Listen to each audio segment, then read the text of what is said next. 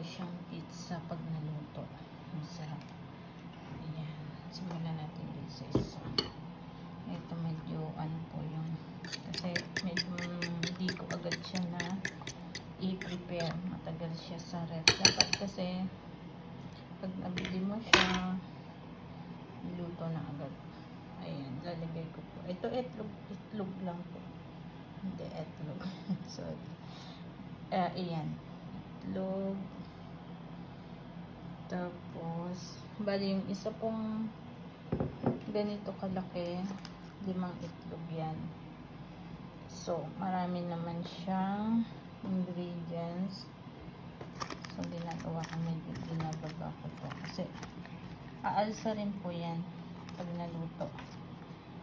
Para siyang pizza o cake. Masarap. Super po. Gustong gusto to na pag natikman nyo to, masarap talaga. Ganyan po siya. Medyo ano siya sa baba. Lalagyan natin itong cheese. Ayan. Cheese. I-spread po natin yung mga cheese. Ayan. Ayan. Medyo malalaki yung slice ko. Pwedeng manipis. O pwede rin po yung fitting na cheese, yung ready na. Masarap din yun. Kaso meron pa kasi ito. Baka masira. Ayan. Tapos, lalagyan natin ng gulay. Ayan po yung ating. Wala po kasi ako ng zucchini. So, pwede naman to carrots at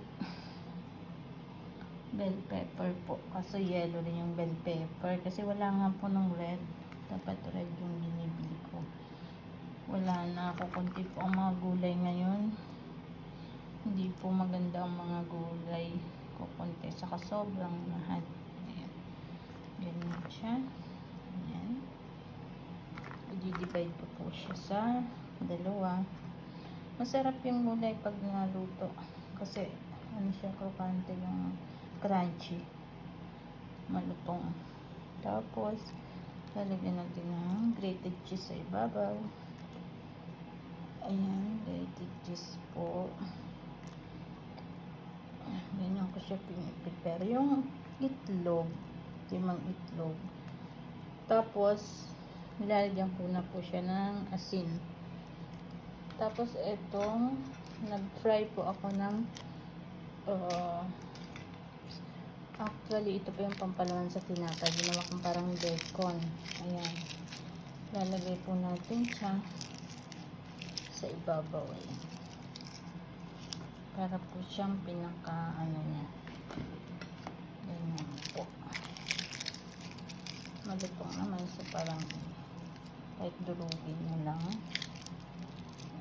Ayan. Ganyan po siya. Ayan o. Pag naluto yan, buo na yan. O, ganyan po. Sige po.